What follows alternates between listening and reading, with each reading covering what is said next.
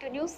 Friendly policing అని చెప్పుకుంటున్నారు కాకీలు. న్యాయం కోసం పోలీస్ స్టేషన్ కు వెళ్లిన బాధితులకు పోలీసుల కాకీ పవర్ ఏంటో చూపిస్తున్నారు. ఇక న్యాయం చేయాల్సిన ఓ ఎస్ఐ బాధితులను తీవ్రంగా చితకబాదిన ఘటన వరంగల్ రూరల్ జిల్లా సంగెం మండలంలో చోటు చేసుకుంది.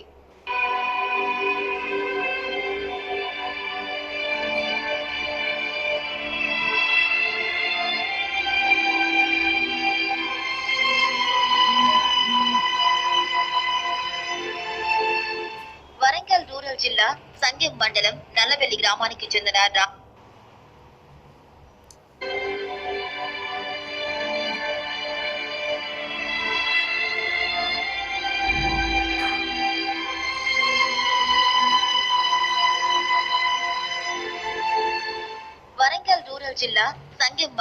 నల్లవెల్లి గ్రామానికి చెందిన రాజయ్య బుచ్చయ్యలు అన్నదమ్ములు.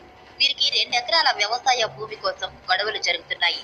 ఈ నెల 7వ తేదీన పెద్దల సమక్షంలో భూమి పంచాయతీ జరుగుతుండగా బుచ్చయ్య కుమారుడు రాజయ్యను కొట్టారు.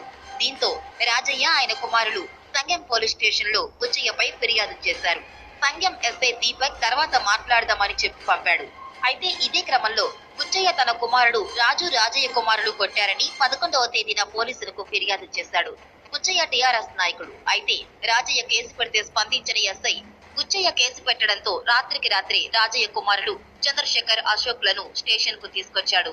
12వ తేదీ వరకు స్టేషన్ లో ఉంచి ఎస్ఐ తనదైన స్టైల్లో ఇద్దరిని చితకబాది పంపించాడు. అశోక్ చంద్రశేఖర్ లు నడవలేని పరిస్థితి, అడుగు తీసి అడుగు వేయని స్థితిలో నరకం చూస్తున్నారు. ఎస్ఐ కానిస్టేబుల్స్ చెప్పలేని విధంగా చితకబాదారని బాధితులు చెప్పారు. దాన్ని కంప్లైంట్ రాసిమన్నాడు, మరి యాక్సెప్ట్ చేయలేదు.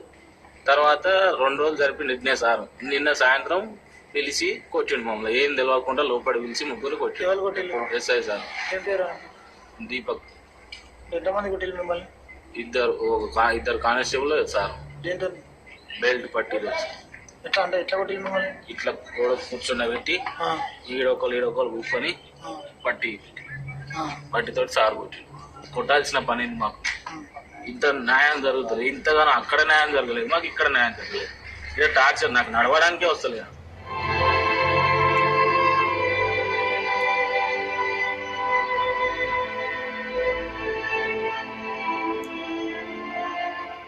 నన్ను ఒక గొడ్డును కొట్టినట్టుగా పోలీస్ స్టేషన్ లో వేసి పట్టి తీసుకొని కొడితే నా కాళ్ళకి ఈ రోజు ఆనలు కట్టినాయి సార్. అరికాళ్ళ మీద కొడితే వాతలు వాసి ఈ రోజు లేవని పరిస్థితిలో ఉన్నాను. నేను స్టేషన్ కి వచ్చాము. ఊర్లో ఎలాగో న్యాయం జరగట్లేదని పోలీస్ స్టేషన్ లో న్యాయం జరుగుతుంది అనుకున్నాము. ఇట్లా పోలీసులు ఇన్వాల్వ్ అయ్యి మమ్మల్ని ఈ రకంగా కొట్టడం అనేది చాలా బాధాకరం.